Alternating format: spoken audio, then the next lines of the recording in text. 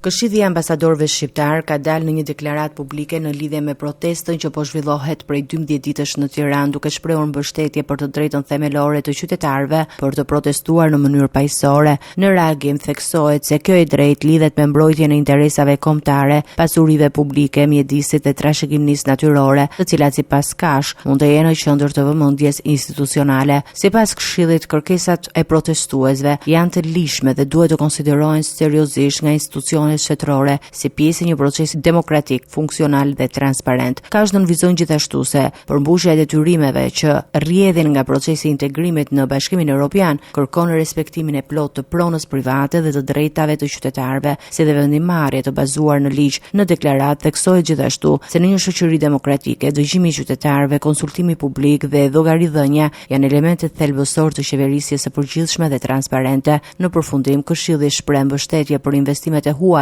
por kërkon që ato të jenë transparente, të respektojnë kuadrin ligjor dhe të brojnë interesin kombëtar. Po ashtu, bëhet thirrje për dialog mes institucioneve, qytetarëve dhe aktorëve të tjerë me qëllim garantimin e një zhvillimi të qëndrueshëm dhe gjithëpërfshirës të vendit.